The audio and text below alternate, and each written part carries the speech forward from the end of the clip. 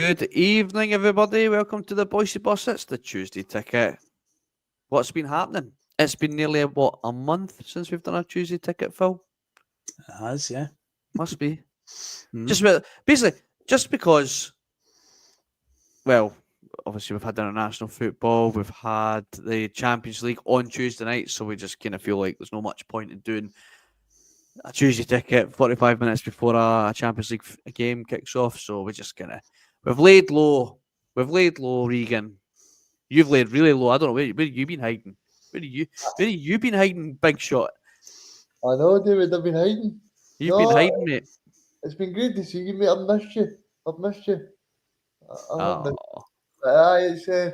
great to be back on a Tuesday and see everybody again. I know it's been a long month, and no, it's been a good month for me as well, David. So, no, I'm looking forward to seeing Celtic back on Saturday. It'll be good.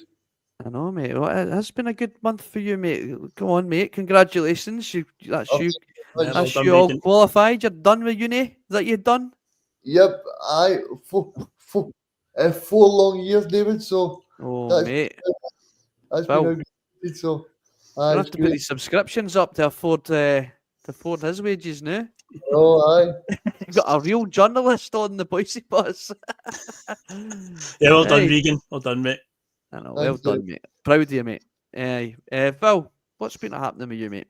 What have you been up to? Much the same as yourself. Just watching Celtic when they've been on, playing a bit of FIFA. That's it, really, man. That's all really going on right now. Other than that, yeah, all good. Obviously, Scotland, a couple of good results there over the weekend as well. Yes. But yeah, glad to see the back of international football, because as much as it is nice to see Scotland get a couple of results, the Nations League just doesn't do anything for me at all. You know, now I've learned that we've got a playoff in the Nations League next March. I thought we'd stayed up and avoided relegation, but apparently now we've got a playoff. I'm like, a playoff for what? To stay in League A, whatever League A is? I'm just like, just get to the World Cup qualifiers, man. Come on.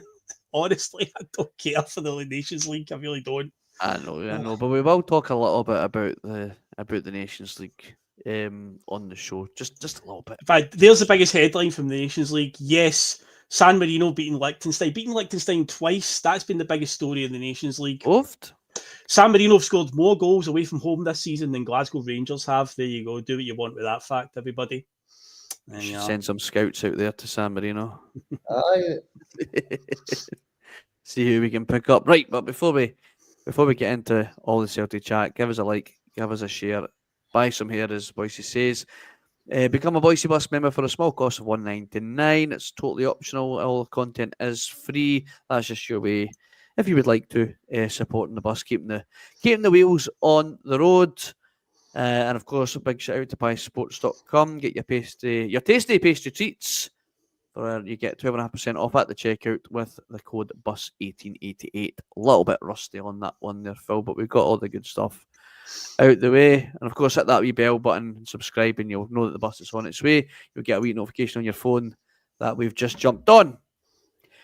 Right.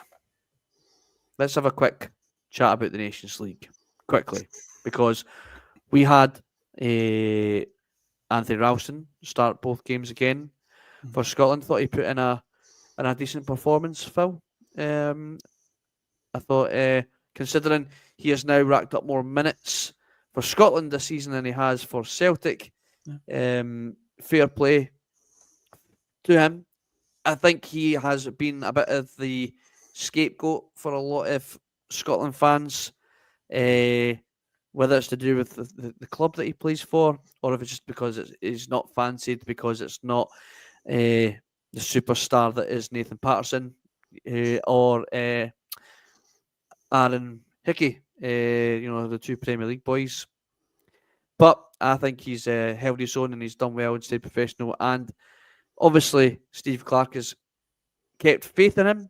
It may be down to the fact that there isn't really any other choice to go by. However, Devon's come in on an informed Aberdeen side, and Anthony Ralston's obviously still kept him at bay. I think he's had an all right performance the last couple of nights.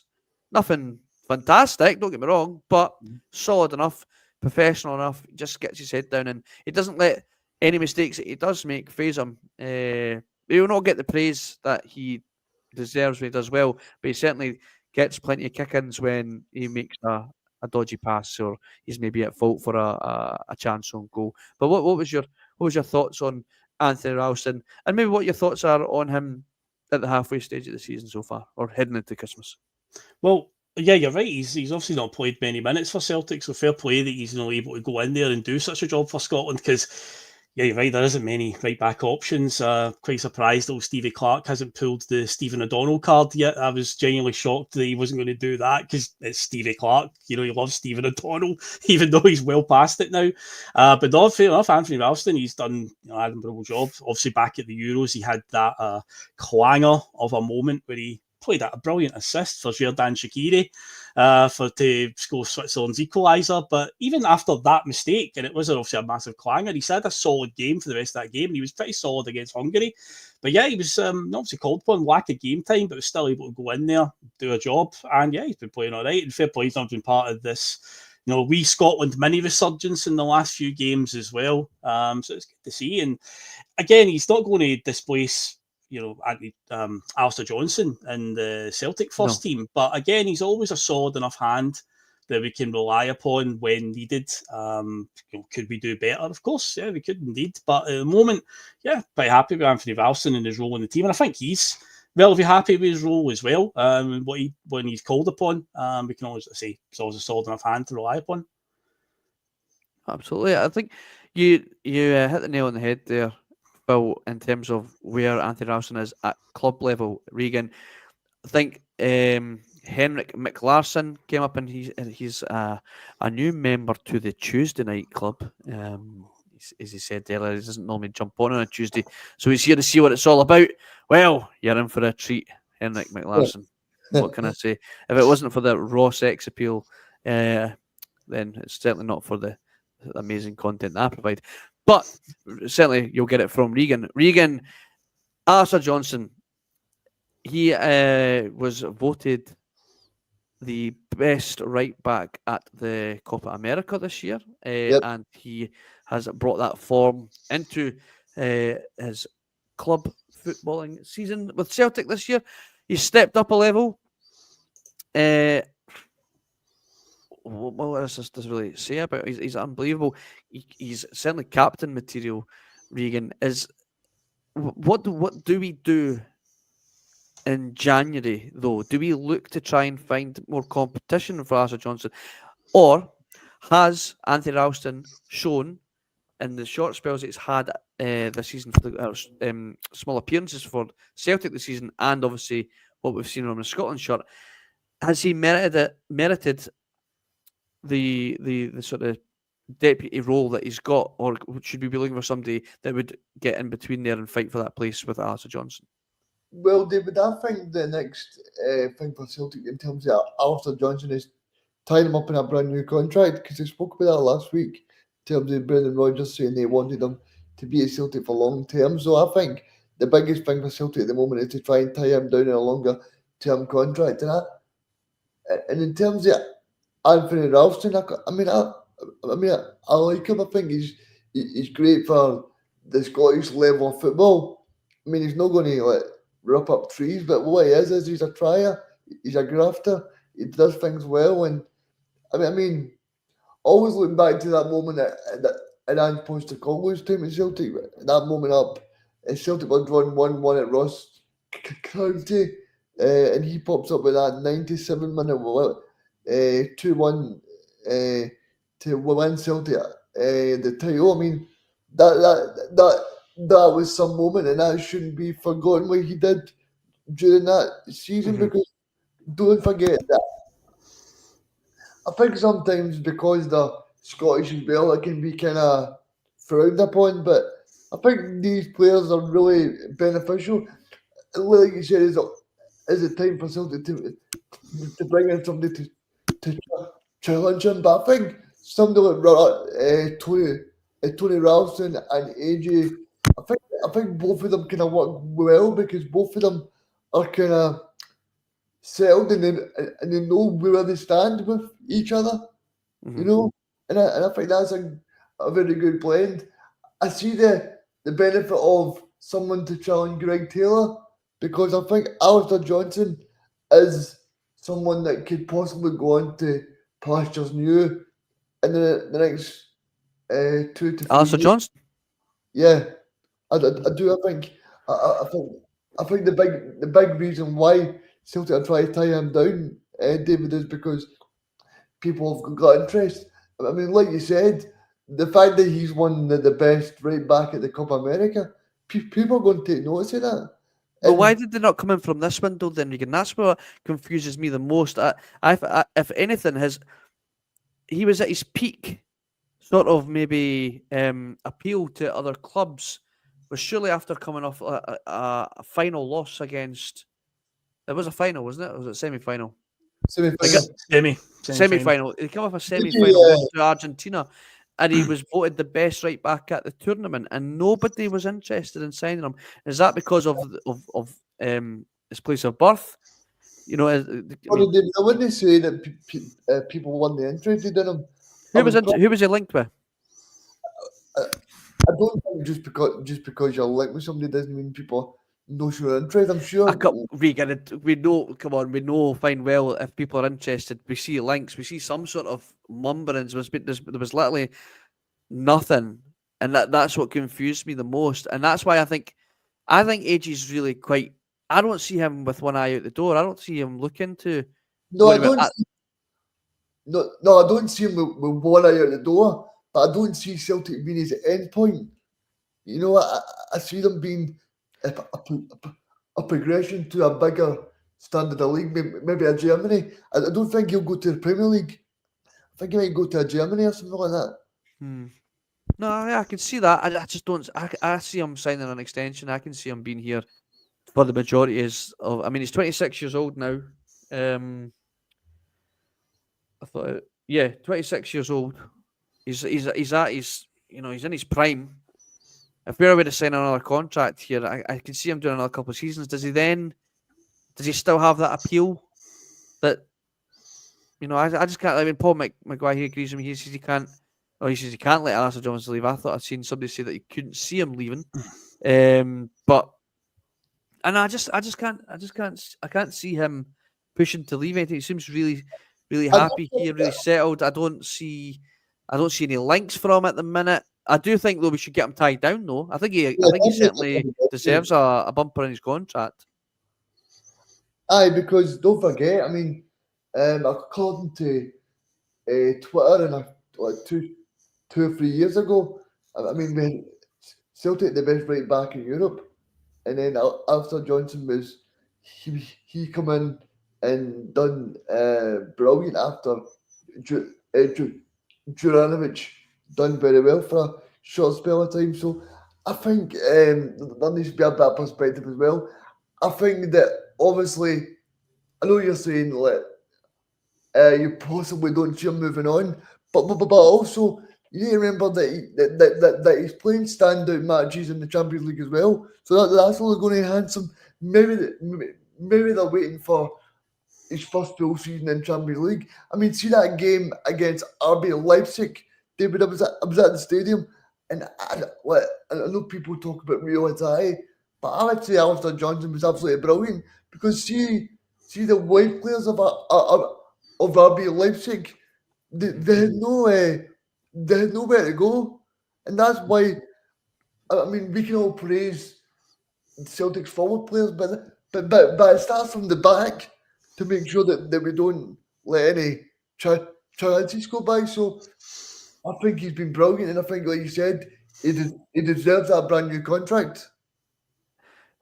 Regan, Phil. I'd like to also mention not only has Regan touched on it perfectly about his defensive qualities he's shown this season, but we can't deny his attacking qualities have certainly improved this season massively. He's got a great understanding with Nicholas Kuhn, which we will certainly get on to discuss. I also think, and I mentioned that he's certainly got captain qualities. He is a leader on the pitch and off the pitch. There was an article I read, and I think I've mentioned it here before, that he led the charge for the Canadian national team. I think he's sort of deals with pretty much all the ongoings between the Canadian FA and their manager and the squad. He's like their union man, I guess you could call him. He speaks for all of them. He's a great speaker. I think he's obviously a very good leader. I think he certainly could be potentially captain material if, for whatever, if Callum McGregor happened to move on or retired and he was still at the club. I mean, that's all obviously speculation and if buts and maybes, but I could see that as a situation. I could easily see him wearing the captain's armband more in, say, Callum McGregor's absence. Yeah, he's. I drew this comparison, I think, on a Friday Feeling episode a couple of weeks ago, but when we were talking about the rumoured contract extension and look at Mikael Lustig and the length of time he was at Celtic and look at the characteristics of him and Alistair Johnston being a bit of a leader on the park, a bit of a mouth, essentially. You can tell that he's good at barking orders and whatnot. Roughly also winding up opposition players. There's a lot of similar hallmarks there. Both of them play the same position at right back. So that Alistair Johnston's in this position now where I don't know how to feel. I'd like to think that he'll stay for a good while. But it's one of these things where if he does sign this deal, he's kind of at a sort of Mikael Lustig stage where he could be here for many, many years. Or it could just be Celtic are trying to protect their asset because, again, they are aware that teams come in for our players when they have a couple of good years. And Johnston's definitely playing his peak right now. It's definitely the best we've seen of Alistair Johnston since he arrived. When he first came in, we were obviously very impressed, and I think he had a bit of a dip. But yeah, this season he's really, really pushed on. So obviously there's talk about a contract extension. But yeah, it's an interesting one because his character, again, and I know we can't read too much of this. I was a victim of doing this at the start of the season, falling for it, where I thought, well, Matt O'Reilly, his body language, is everything's telling me that Matt O'Reilly won't leave, and he did. The Alistair Johnston seems to be very well bedded in with the squad. He's a really popular guy. So he's a mouthpiece, essentially. He's a leader. But again, we can't read too much into it, but his personality, he does tick a lot of the boxes that he could be like a Mikael Lustig guy, be of like 9 years or whatever. He could easily stay for a long time, but at the same time, Celtic could just be merely just try to protect their assets by getting them tied down. Because yeah, you're right to say he's playing brilliant right now. There could be a sneaky bid for him coming round the corner in probably the summer, I would say, if this continues. Speaking of fullbacks and cheeky bids, there's a certain Argentinian left back just tearing up the Brazilian league, Regan, and it seems to be a very hot topic in the comments right now. So we're gonna bring it up right now. Bernabei is tearing up the Brazilian league, Regan. I mean, yep. Who'd have thunk it? Who'd have thought it, mate? I mean, he has he had a very roller coaster of a time at Celtic, and when I say that, there certainly wasn't many ups. It was a lot of downs. I think Mark described it as he won a raffle. I did my best to stick up for Bernabei at the time, but it was a losing battle, and I kind of gave up on that one. However, he's done well out in Brazil. I think it just that whole sort of style of football out there in South America clearly suits him a lot better than playing for us, and apparently there's a few Brazilian clubs interested in signing him, if not the club that he's on loan. I think they're obviously wanting to sign him, but there was talk of an £8 million valuation for some Celtic. Well, that'd be great, yeah. I mean, I think we take it. I can't even remember what we paid for it.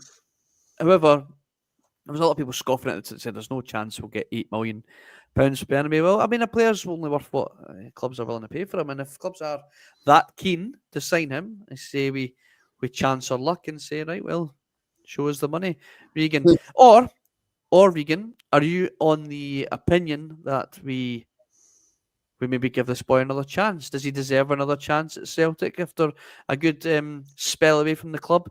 A lot of the reasons players go out on loan is to get game time and learn their craft, get better, pick up form elsewhere, and see how they get on, just like we've seen at Liam Scales and other players. Or is it just too little too late for you, Regan?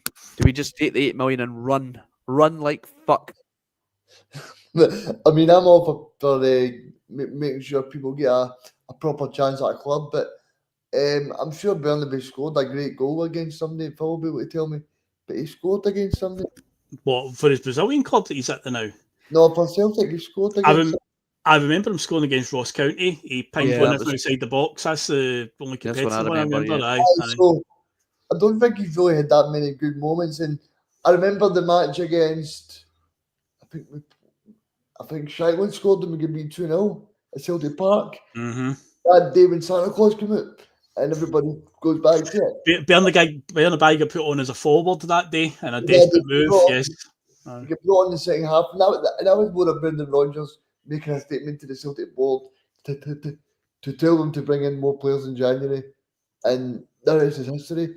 But I think in terms of Bernabei, I'm all for making sure people get second chances, David. But I just think this one is best for all parties that we can take our 8 million and run, like you said, because I don't think we're going to get a better price than that. And fair play to him. I'm glad to see he's doing well now.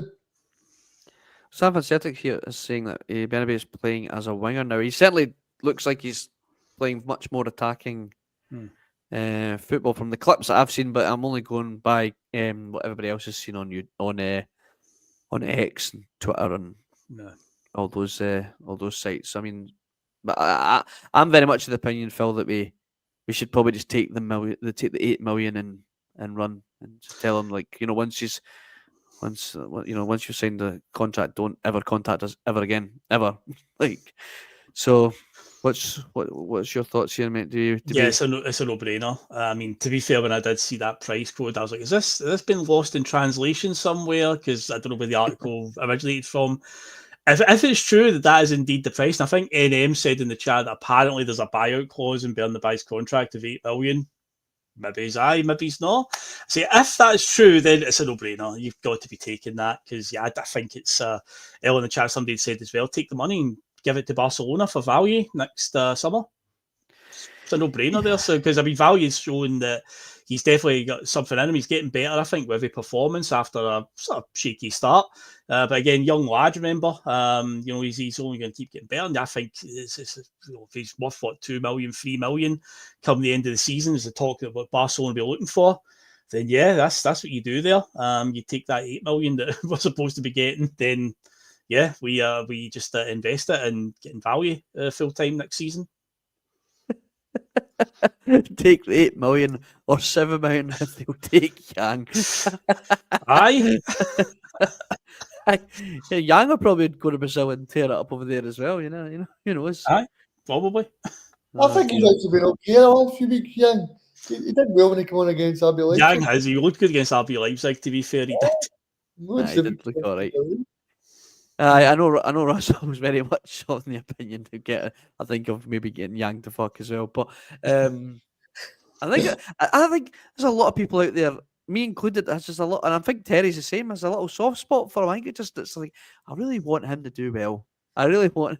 I know everybody wants Celtic players to do well, but there's just something about him. It's like, come on, man, please do well today. And he did do well when he came off the bench. I think everybody was quite shocked.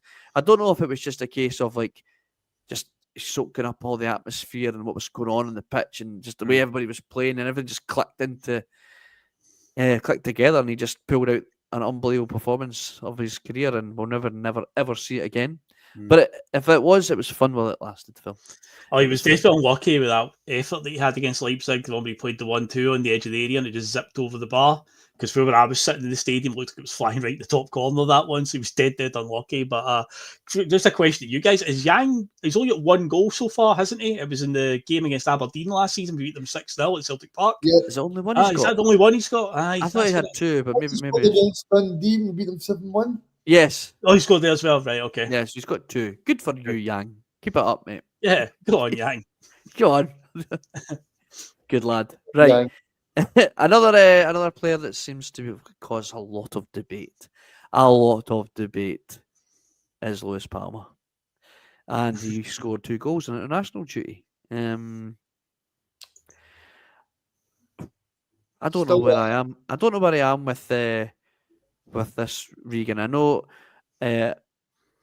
Boise had mentioned a few times when on the post-match pitches, he seems to get a lot of stick that maybe others don't. For the same, likes of Dyson Maeda when he got through against Leipzig, and he probably could have taken a touch and he put it over the bar. If that was Lewis Palma, would be,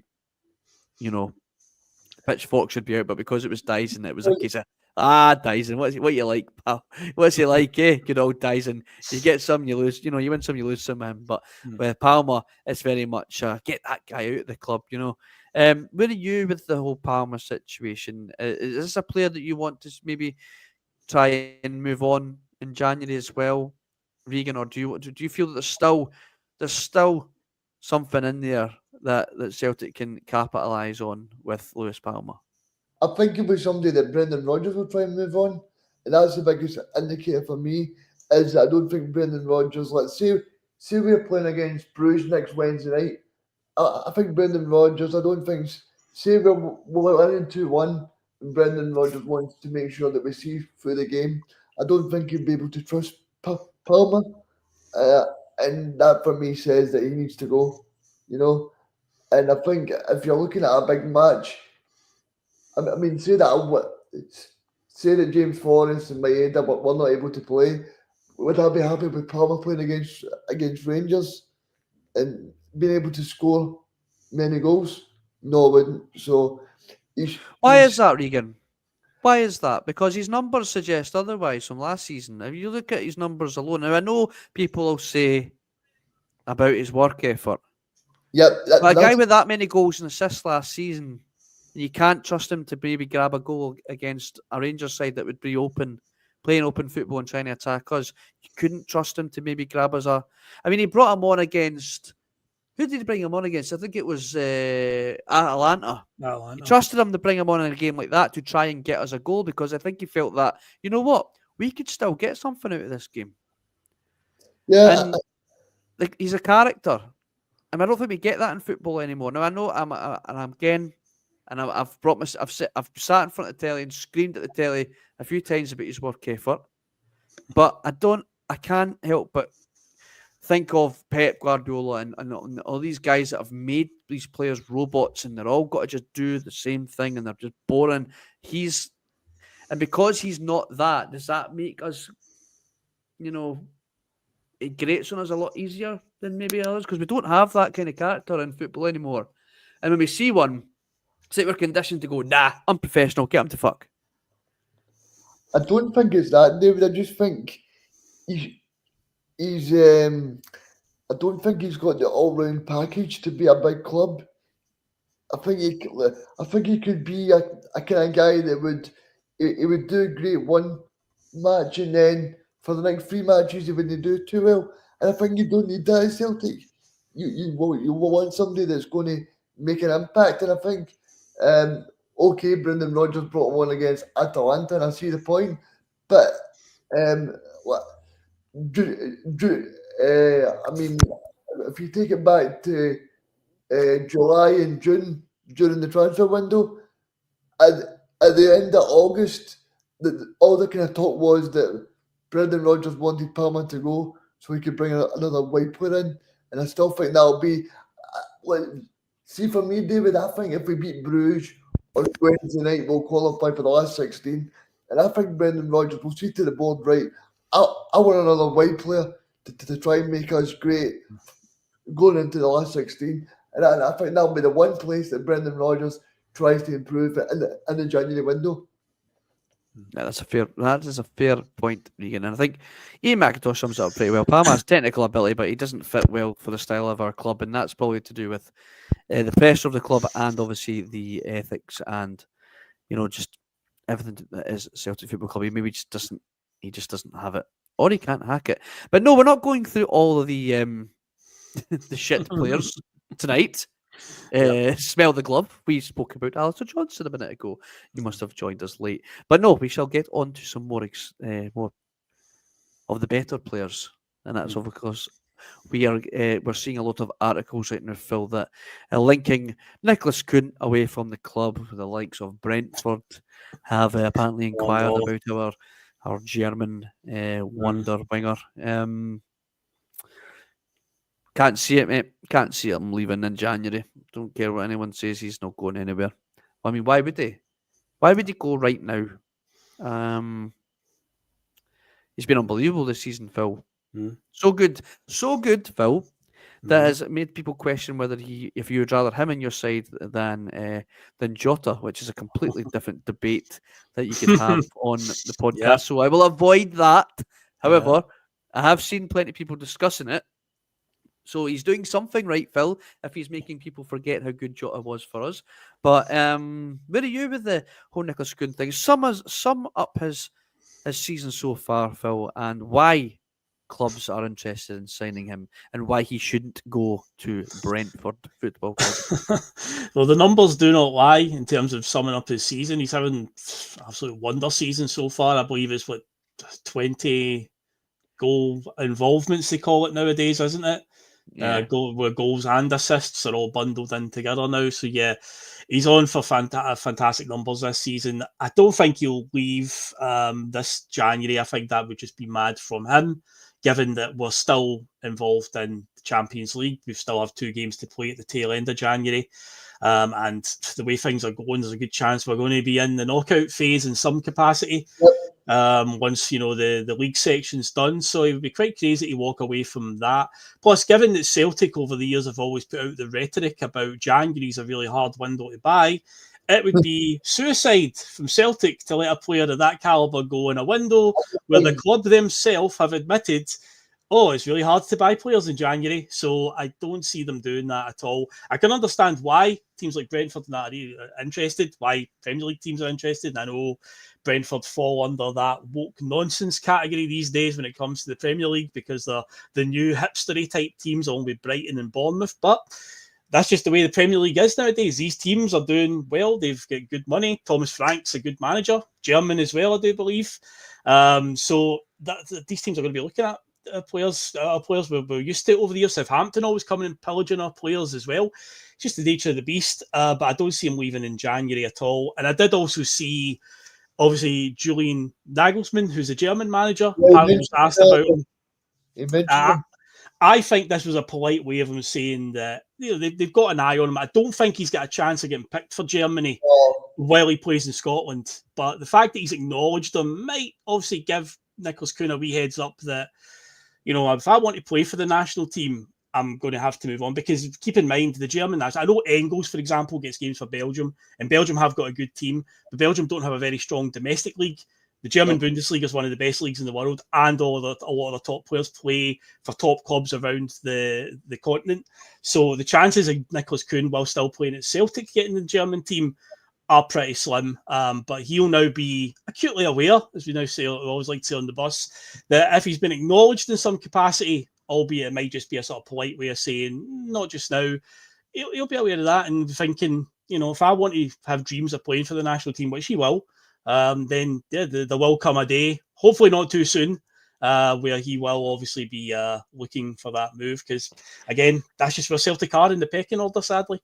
Yeah, I think German managers certainly will be aware of him anyway, because did he not win that award in Germany as like the best young up and coming German player that the likes of Wirtz and Havertz and Musiala have won in the last few years? I'm sure the commentary team said that in the Leipzig game.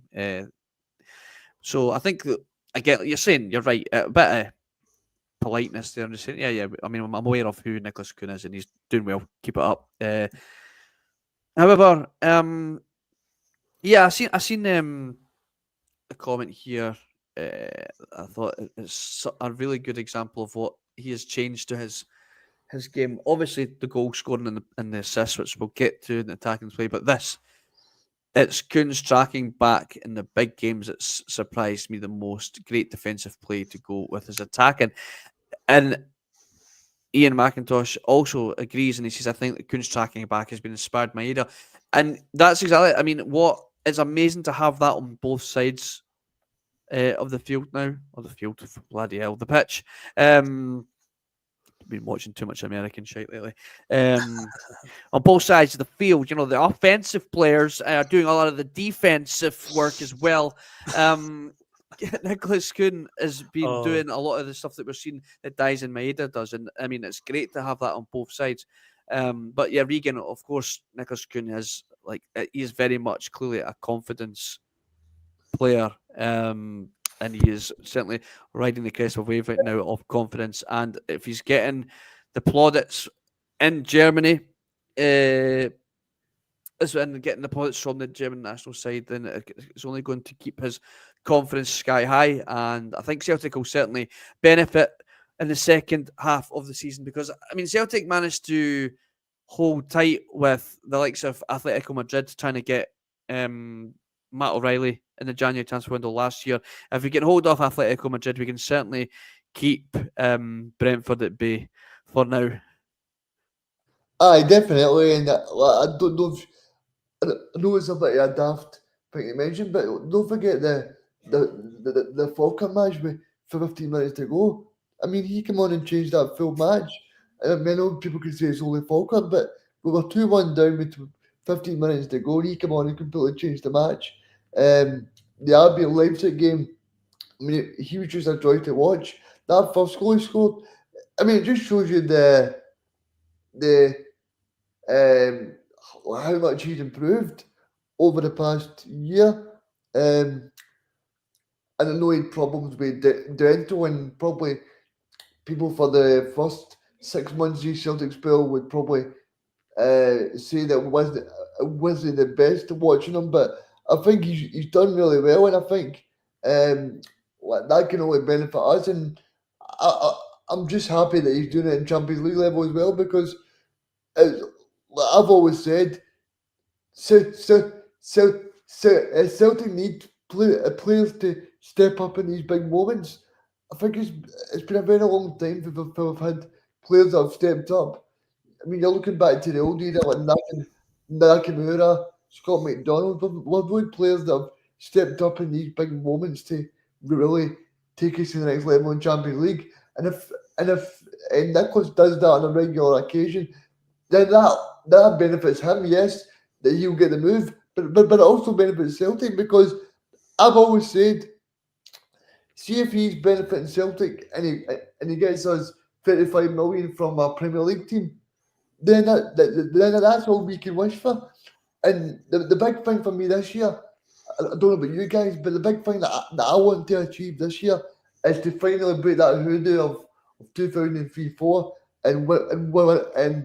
and manage to win a knockout match in European football, because it's something that Peter Lawwell and the board want to address. And fair play to Lawwell and the board, because they backed the manager, and now they're seeing the fruits of that labour in terms of because over the past 2 years we've kind of said, well, they need to invest, and they've certainly done that with signings like him.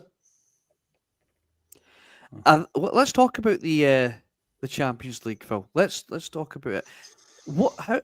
I'm loving this new format, and a lot of people will turn and say that's because Celtic are obviously doing well in it right now. And I'm like, well, yeah, they are, and obviously that is playing a massive reason as to why I'm enjoying it. But I mean, it's really refreshing, and I'm loving the fact that it's not been designed to benefit the usual suspects, the guys that are the Arsenals, the Madrids, the Barcelonas, the Bayern Munichs, all these guys that will just get to slap around a couple of the other smaller clubs, or clubs with lesser budgets, or whatever you want to say, over two games, and they're through after scalping these clubs 4-5-0 at home. We're now playing in a league format, a one-off game where anybody can take points off anybody. And clubs like Celtic, champions of their league, who have the pressure of winning the league year in, year out, are somehow finding a way to get results in a league format. This isn't, it's quite astonishing. And what's funny is, like, wait until some unfancied club get to the final or win the whole fucking thing, and the big boys will go, "Oh no, we didn't like that. No, we don't like that. We need to go back to the old way." I'm loving it, Phil, and I do, and I truly do believe that this format is benefiting like the clubs like us that can handle the pressure of a league table. Yes, okay, we went to Dortmund, and maybe more and more I look at it, I do think it was a bit of a blip. It wasn't a case of same old Celtic in Europe. It was a doing. It was a hammering that we took that we all kind of went, oh, same old Celtic. But now when you look at it, you kind of go, the game got away from us and we dusted ourselves off. I mean, look, this isn't going to affect our league standings of where we were probably going to end up in this format. If it was the old format, we'd have been goosed. Yeah. Because we would go, fuck me, we've got to play them again at home. Mm-hmm. And they're going to do that to us again at home. And that's us done. We're out before we've even kicked the ball after 3 games. Whereas now, we can go, right, okay, forget about it. Let's go and see if we can get a result in Italy, which we did. And let's give the second best team in Germany a run for their money at home. And we schooled them. And now, and I'm not writing off Club Brugge. Club Brugge are no mugs. We know that. But we're now in a position where we can go and, if we play like that, again, if we can play that performance against anybody, we can get a result. I'm loving the format, Phil. But what about you, mate? What's your thoughts? Oh, it's been great. Absolutely fantastic. And again, not just really because of Celtic are suddenly getting some results. It's generally been quite refreshing. At first, when it was pitched a few years ago, I was one of these ones that go, did anybody ask for this? Did anybody really need this change? But of course, the elephant in the room was the breakaway league that the big clubs tried to form, that Super League that obviously fell apart, and UEFA have obviously decided, right, we'll rejig the Champions League to try and appease them. But yeah, so far so good for Celtic. They're plodding along nicely in the new format, and I think you're right. The fact it's more games and there's less sort of margin for error, essentially. We could afford that defeat to Dortmund, as bad as it was, but there was still, what was still to come, the amount of games that were left, and the target essentially for us is just to finish in the top 24. Because, I mean, it'd be ideal if we could get in the top 8, but one step at a time here. Our whole goal is just to get the top 24, and that gets us into the next round, I guess, into the knockout round. But I can understand why the big clubs are getting a bit arsey about it. It's becoming an inconvenience to them. Because one, you've got now fixtures guaranteed where 2 teams for pot 1 are playing each other in the group stages, when previously it was a pot 1 team in a group, a pot 2 team, a pot 3 and a pot 4 team. And so the pot 1 team was pretty much always going to win those little 4-team groups all the time.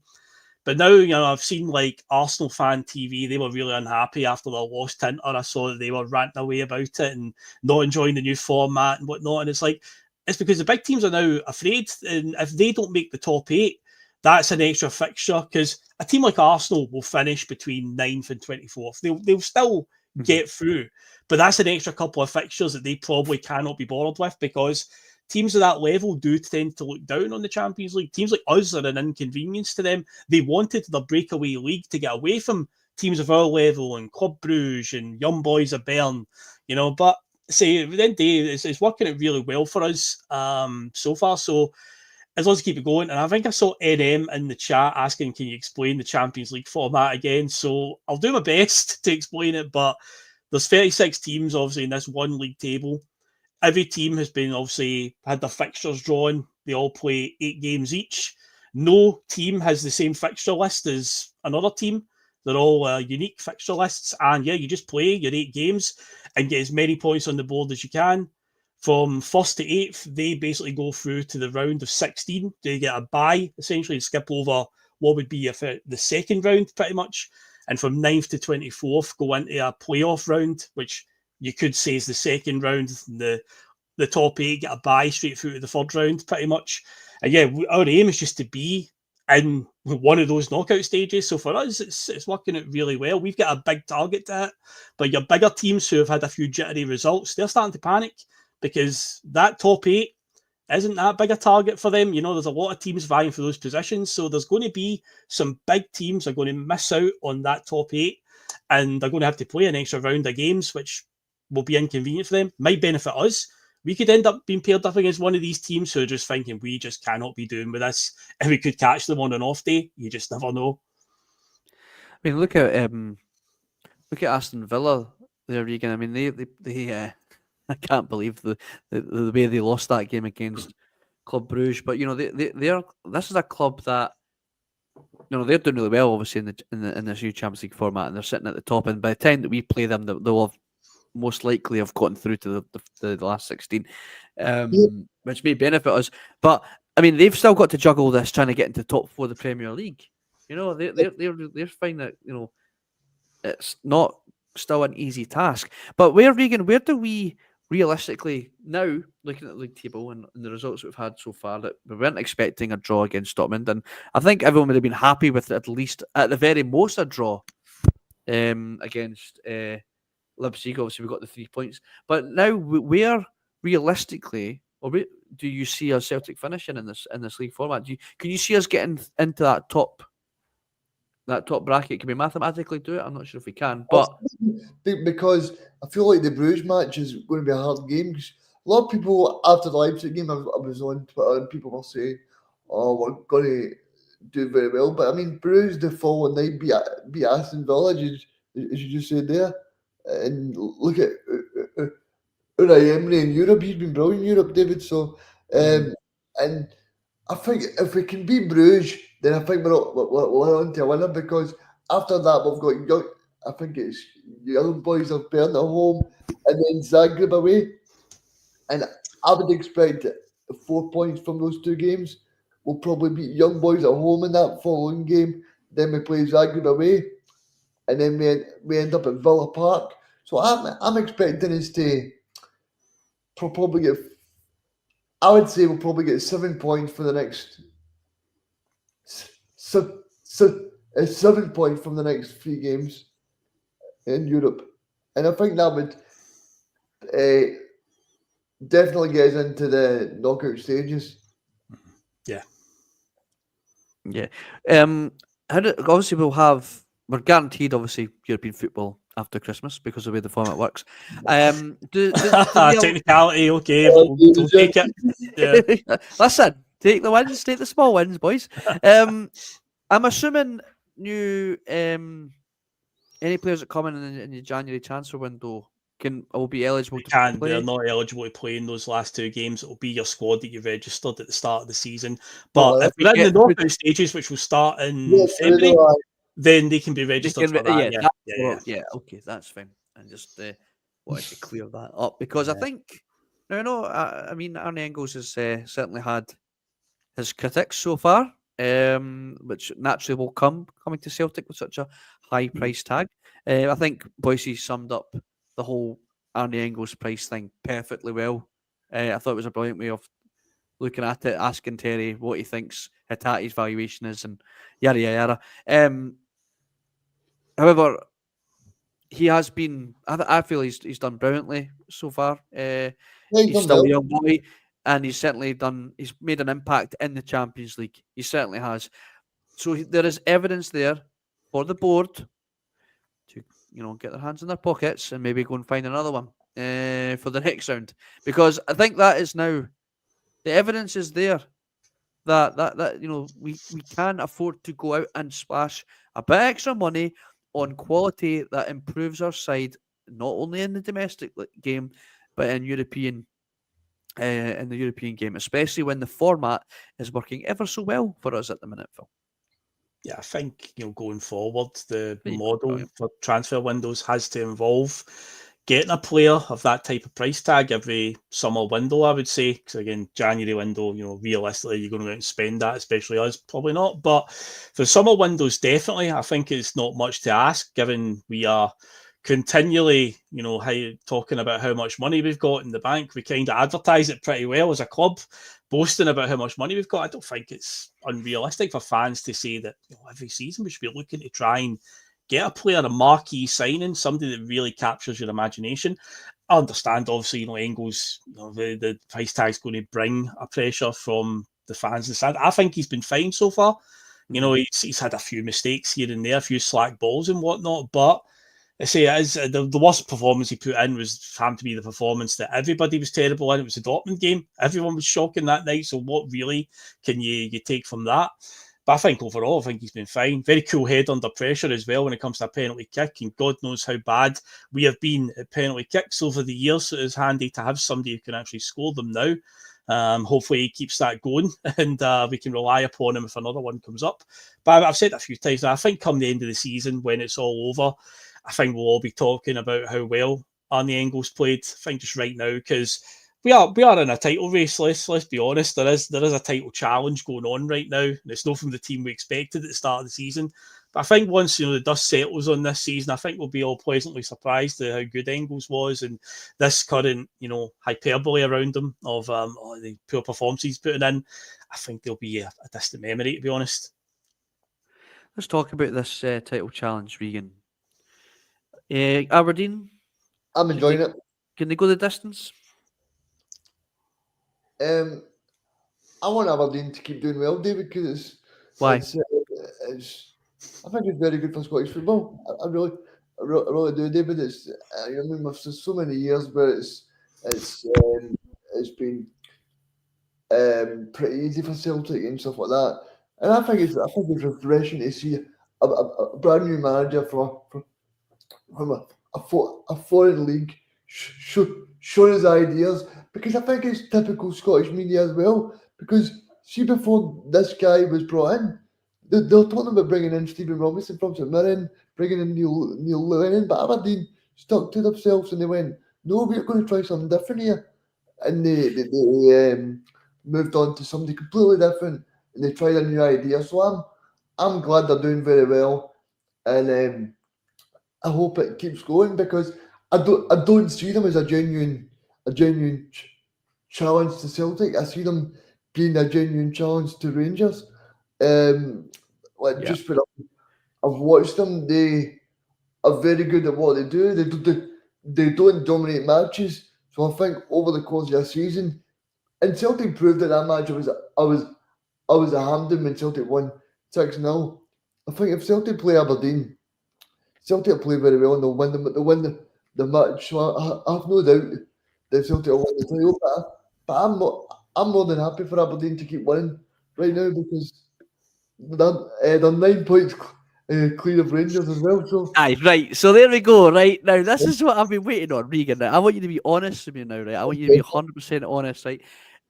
Are you enjoying it because it's good for the game, it's good for Scottish football, or is it really because they're keeping Rangers in third place and it's just a bit of banter? It's just banter. Look, here we go. Aberdeen finished second, be top banter as well. Let's be honest. That's NM. And come on, swear the glove. Just say it, Regan. We all want Aberdeen to keep going and get second place, because we all know it would be funny as fuck. And that's the main reason you're enjoying it. Not because it's good for the game. Yeah. It is good for the game, but that's not why you're enjoying it, Regan. Let's be serious, No, mate.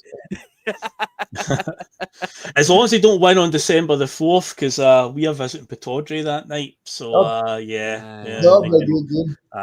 See, my feeling on it is I would like them to drop away as soon as possible. I'm not going to lie, I'm finding some of their fans very, very insufferable right now. They've got a few wins under their belt, and they think they're the dog's bollocks all of a sudden, and it's like, come on. This is reminding me of the Ronnie Dyler years, where they felt they were getting close, and even when we were quite drab in the Ronnie's second season, they still finished about 9 points behind us. So yeah, they are getting a bit above their station. Then we played them in that cup semi-final the other week and just slapped them silly. We really did.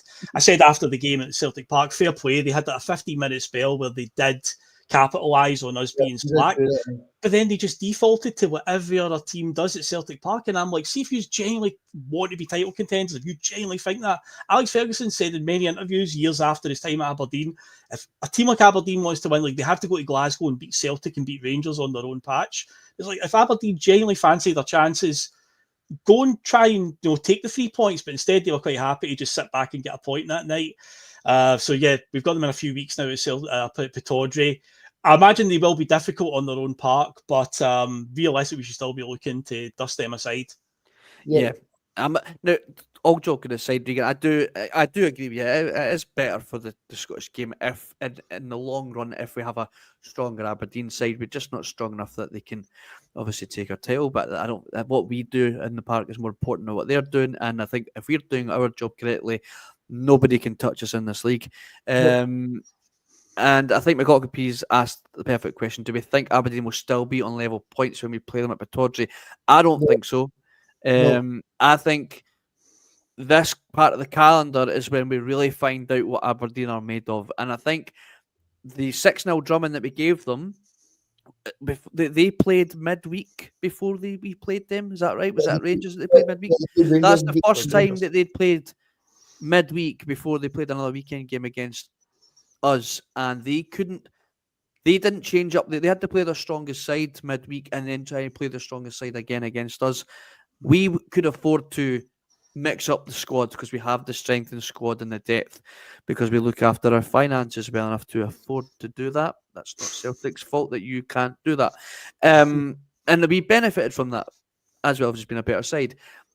Aberdeen are going to go into this congested fixture list like everybody else, and they're going to have to start using the depth of their squad. And I think that's when we'll find out if they really can hang with Celtic, and I don't think they're going to be able to. I'm hoping that they can do enough that keep Rangers at bay, because, like I said, it would be hilarious if they did finish second. But I do think they'll fall away from us in this period, and I'll have egg on my face if that doesn't turn out to be the case, and they do still end up sitting in a title race with us near the end of the season. But with no disrespect to Aberdeen, I just don't think they've got the quality and depth in their squad to utilise it to keep up with us. But Regan, you were right there. I do think their manager is a breath of fresh air in this league. It was good that they went out and they did their due diligence and found a manager that can, shake things up and bring maybe a bit more quality to the Scottish game. I don't see him being at Aberdeen for very long, if I'm being honest. But good for him. But no, I don't. I'd like to see Aberdeen fall away as quickly as possible, but not to. But obviously, keep Rangers at a distance. But that we'll let them fight that one for out. The banter. Well, it was a bit of the banter, yes. And Smell the Glove makes a point there that I did see it come up in the chat. They've got a game with Hibs, which will give us a game in hand. They've got a rearranged game because they played the Cup semi-finalists, so their game against Hibs is coming up before they play us. So if Aberdeen do keep winning, then they will be ahead of us as we go into that game, but we'll have a game in hand. So there you go. It's coming up a week on, or they play on Tuesday, so it could be 3 points ahead when we play them on December the 4th. So there is that. But I say we will have a game in hand on them as a result, because our game from the semi-finals with Dundee United at Celtic Park, but it's not until sometime in January, I think, we're playing that. So ours is on the back burner just now. Yes, like McCulloch says, convenient, that. It's a bit like Rangers always got to play before us as well, as we've seen in recent seasons with the magical fixture list and whatnot. So yeah, now they're getting Aberdeen to play there. But I think it's also due to, in fairness, we've got European midweek fixtures and Aberdeen don't, so they've got lots of midweeks that are free. So their rearranged games siphoned in on a week on Tuesday or whatever, or next Tuesday it is. We're nearly at the hour mark, and we're now sitting at 93 people live. I'm happy to stay on a little bit longer if you guys are. Not too much longer. I know it's getting late and we've all got things to do, but there's a couple of other topics I'd like to quickly discuss. Adam Idah has caused a little bit of a debate in the last few weeks because of his recent form. See, I didn't want to defend him because I said that he was going to be signed in August 15th. Yep. Well, it took you long enough to bring that one up, Regan. I'm a defender of him because I feel like sometimes we can be like, oh, he's not doing well. But, I mean, he played the last game, right, when he probably should have scored. But, but he's not getting many chances. He's not getting many chances off the bench. So, yes, it's very hard to be critical of somebody. And I think it's not his fault either. And I think it's also because of the price tag. You know what I mean? People wouldn't be saying this if it was a £2 million player. But I was talking to a guy in the pub the other day. He said, I'm still astonished that Celtic paid $9 million for a player to sit on the bench. I'm like, but that's the way the modern market is going to be. Yes. Yep. Now, what I will say, and I totally agree with you, Regan, and he's definitely a player there. We saw it last season. I think he's not benefited from the fact that he didn't get a pre-season with the club. That's totally down to Celtic's fault for not getting that done. It's also not his fault that that's the price tag that Celtic ended up having to pay for him. What I will say, though, is he's not getting a lot of chances to show and get the minutes. Regan, you're right, and maybe that's obviously causing a bit of inconsistency with his form. My question is, though, what's he doing in training that he's not somehow managed to dislodge Kyogo up front? Now, Kyogo has recently got his call up to the national side again, but certainly not been on his goal scoring form. He scored a lot more goals in previous seasons and didn't get a sniff at the Japanese national side. He was on a wee bit of a goal drought, certainly in away fixtures for Celtic. His game's completely changed under Brendan Rodgers. Obviously, a fantastic striker still. I love him the bits. He's a great player, and he does score important goals. But do you feel that maybe Adam Idah could have just got a few more chances to start when Kyogo wasn't maybe necessarily getting on the score sheet? Is there maybe something going on in training that he's either just not showing the level of I don't know effort that maybe that Rodgers wants out of him yet, or is it just a case of Kyogo's still, no matter what type of form he's on, he is still pound for pound the better striker at the minute, and it will just have to be a patience game for Adam Idah to get more chances to start? I think the final point you made there about the fact that he needs to bide his time, I think that's the biggest point. I mean, like people say he's not getting a chance, but like he got Collier's chance last week to start. And let's see if you look at the big matches that he started last season as well. He started the match where we won 5-0 down at Rugby Park as well. He started against Rangers and we did well there. So I just think we need to be patient, David. I really do. Like Brendan Rodgers is glad he's got these options here, and I think there just needs to be time for him to bed in and really see what he can do. And I think it's great to have these options as well, because I think sometimes we can sort of go, oh well, maybe that's because of this and because of that. But I think just Brendan Rodgers is picking and choosing when he wants to play, because maybe last weekend he knew it was going to be a physical battle in Rugby Park, and he thought Adam Idah's going to be good. But then the previous week against RB Leipzig, maybe he thought Kyogo can run in behind. So maybe it's all that picking and choosing these moments. Yeah. No, you're absolutely right. I mean, I personally have been slightly disappointed in what I've seen so far, and maybe in terms and it might be like, I think I wanted to see a bit more of him. I'm not necessarily disappointed in his performances. I just think I kind of felt like we were going to see a bigger impact because of how well he set a bar really, really high. Phil, like Rio Hatate did in his first half season at Celtic, he set a very high bar for himself, and I think you can't help as a fan go, right, well, actually I've seen your level, I've seen you play like that, so therefore I want to see better. Quickly, Henrik Molarsson, did the Japanese boys get any game time? Yes. Maeda came off the bench the other night. Kyogo got 20 minutes off the bench against China. Rio Hatate was an unused sub against China, and I think Rio Hatate actually played some minutes against, and who was it they played? I mean, it doesn't really matter who else they played, but they did get minutes in the first game. They've pretty much qualified, I think, for like the World Cup groups. They've qualified to get in already, I think, from what I was reading online. So they might find they get a bit more game time if that. So I hope that answers your question, Phil. I'll quickly let you have your say on Adam Idah, and then I want to quickly just discuss a striker that potentially we might see join the first team, and that's the young Daniel Cummings of the B team, which his contract is apparently coming. It could be getting renewed, and he's of course getting linked to clubs in the Premier League. Yada yada yada. But before we do that, any quick thoughts on Adam Idah? I'm a bit the same as you. I don't know if disappointed is what, but yeah, I'd expected a bit more by this stage. Obviously, you've got to take in, say, the fact no proper pre-season. He did receive an absolute shocker of a challenge as well a few weeks ago at Motherwell, where he was lucky not to end up being out longer. So I don't know if that's playing on his mind. Obviously, he was playing on a plastic pitch the other week, and if you've had a bit of a bad knock recently, a plastic pitch isn't what you need. Yeah, his performance against Kilmarnock was the total polar opposite, really, to what we saw back in May, because he absolutely dominated them that night.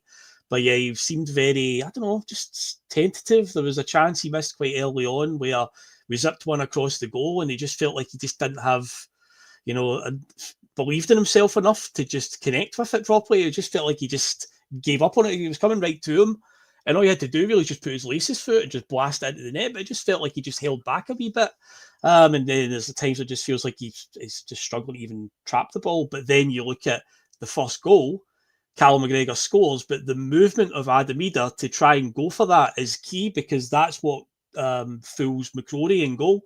And that's what leads to that goal going in, because obviously it's a cross for McGregor. He's not had a shot for there, but Adamida's obviously made that movement, and that's what's caused the keeper to hesitate. So he's played a crucial role in that part. You can actually, at least say that he's contributed massively there. But up to now, he's just really a stop-start. I'd like to think that he will start to get more opportunity as the season goes on. I mean, over the next few weeks, we'll run up to the new year. It's just game after game. No more international breaks now until March. And it is a squad game, so he's going to be relied upon heavily. If Kyogo cops any injuries, then, oh boy, then it's all going to be all on Adamida. And I think the major difference between the two of them is Kyogo can give you that unexpected moment. I think Adamida's a very particular type of striker, scores very particular types of goals, but I think Kyogo's just got that moment in him where out of nowhere, we saw it particularly against Rangers. He does seem to save them for those ones where it just comes out of nowhere. The one this season, we beat them 3-0, where he literally passes it into the net from 30 yards out, 25 yards out. It's like I thought he had no right to even shoot there, and it wasn't even didn't even put any real power on it. It was just the pass into the net. But would you see Adamida doing that? No, but Kyogo's got that in him. He did it last season against Rangers as well, the one with the left foot up into the top corner early in the second half. We beat them at the new year. Again, so he's got that in him compared to Idah, who I think you have to really cater to his strengths to get the best out of him. But Kyogo's still got that wee moment of magic. As I know Russell and Terry have said it before, he's a killer. He's ruthless. He does, when these half chances can pop up. There's other times as well when he does absolutely, he skies one over the bar from 10 yards out or whatever. He's done that plenty of times. But yeah, he's got those magic moments in him as well that you just cannot, take a risk of keeping him out the team for too long, because he can be such a massive difference for you because of the exact types of moments. Yeah, I mean, I think everyone can agree that we all know there is a very good player there in Adamida, and he's shown it. And I think he's certainly split the comments tonight on this little topic here. I think everybody is in agreement, though, that we know there's a player there. Some people think that he's needing a bit more of a chance. Others are thinking he needs to step up a bit and maybe take that chance. Don't wait on it. Grab that brass ring, brother. Last thing, Celtic hotshot Daniel Cummings has been tracked by a host of English clubs amid his contract situation at Parkhead. Cummings, who has come through the ranks at Celtic, is out of contract next summer and could leave the club for a minimal fee with cross-border compensation of only £310,000. The 18-year-old striker has scored 18 goals in 17 games across all competitions this season, and he is the second in the UEFA Youth League scoring ranks after bagging another 2 goals in the midweek win over RB Leipzig. Glasgow-born Hoops fan Cummings has hit 4 goals and 4 starts in the European competitions this term, and the centre forward has also been prolific for Celtic's B team in the Lowland League this term. He made his debut for the second side in the 2022-23 campaign and has been prolific ever since, scoring 29 goals across 42 games in Scotland's 5th tier. There was talks. We'll make this quick because I know we've went over. There was talks that he's been getting to train with the first team. Regan, what's your thoughts here? We don't want to see another Ben Doak situation, so maybe this is after we've seen what Ben Doak's doing for the national side I now. think Brendan Rodgers kind of earmarked it in the July-August time when he spoke about Rocco Valley, when he said, I'm looking for a space to be open for a third kind of striker. I think that's kind of the opportunity for Daniel to kind of be that kind of guy, because it's you look at Ben Doak. I was at the match when he come on against Dundee United, Phil, when Abada scored that last minute goal. I mean, you want to see these guys get more of a chance more often. So I think it's a perfect opportunity that this season to drop him into some matches because, like you're saying, there have a lot of clubs are chasing him, and he's kind of thinking to himself, "Well, Celtic are not really great at giving the B team players a chance." Then he might try and be off. So I think, like you said, that we don't want to get into a Ben Doak or a Karamoko Dembele kind of situation again. No, no, definitely not. Phil, quickly on Cummings. Are you? What's your thoughts? Because we've just discussed this whole Aberdeen's title challenge thing. Have we got room to? Is there room right now? And this has always been the issue. Is there room right now to gamble on a youth player coming on in a game that could potentially see us, separate from the pack? That's always been the concern. Oh, we've no really. There's too much pressure on games to be bleeding in youth players at this time. But I mean, his goal scoring record speaking for itself in the 5th tier of Scottish football. But we can't ignore the 4 goals and 4 starts in European level against the best youth players across Europe. So if Roger sees a player in there, Phil, then I'm all for him getting him up into the first team. If he's good enough, he's old enough, Phil. That's the saying, isn't it? Yeah, it's finding the opportunity for him to play. You're right. Can Celtic really be gambling? If Celtic want to field a couple of these youngsters and drop points, what's the first thing that fans are going to point at? Why did you play them? It's no coincidence that the last 2, you could say, generational talents from our youth team both got a break in the same season. Kieran Tierney and Callum McGregor under Ronnie Dyler both broke through. And why was that? Because we could take a chance. Because Rangers, for all their misdemeanours, were nowhere to be seen. And Aberdeen just weren't. Yeah, nowhere to be seen right now. And yeah, they've been in the league now for a good few seasons after getting sent packing. But yeah, that time, obviously 2014 through 2016, when Ronnie Dyler was in charge, they weren't around. Aberdeen and Motherwell weren't really going to sustain a title challenge. So yeah, Kieran Tierney and Callum McGregor both get bled in, get plenty of game time, and also reap the benefits.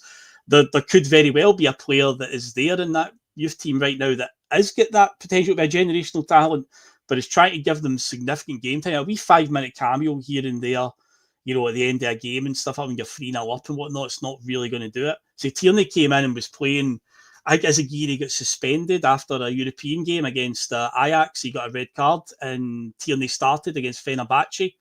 I think that was his first actual start. He did a few sub-appearances up to then, and to get thrown into a Europa League game against Fenerbahce, and he played well that night, and that was it.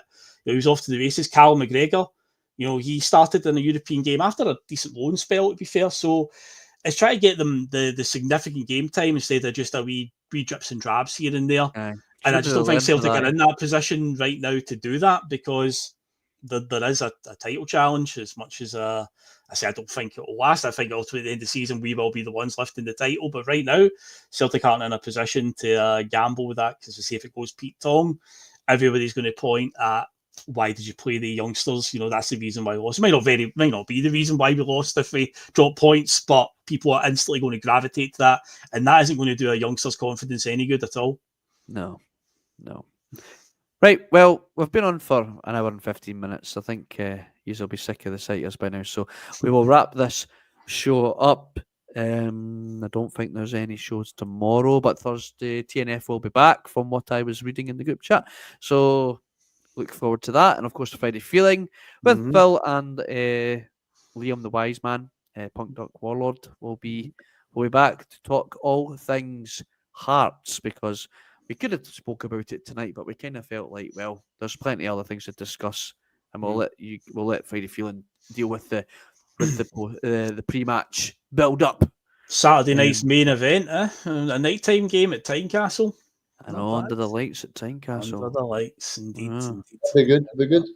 Yes, oh, look at this, guys. Henrik McLaughlin. Great chat, guys. See, your first trip on the Tuesday. What a ride. What a ride it was.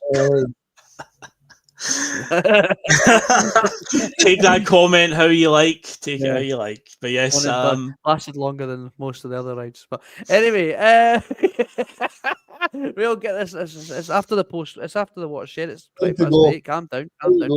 Right. Anyway. Oh, Yeah. and speaking of such, you can see I've got a new setup. That's because I didn't post anything online, but I told you guys, baby on the way, so I had to get out my wee room and make that into a nursery. So, The real work begins now, but well the done, real David. work begins. Congratulations, Yeah. mate. I appreciate it. Again, David. Thank you. Right. Enjoy the rest of your Tuesday. Unfortunately, there's no European football to watch now. But again, Thursday night, TNF, Friday night, football, Saturday, win. Sound. See you. Take care. Thank you very much for joining us. Right, Bye. see you guys. Cheers. Well done.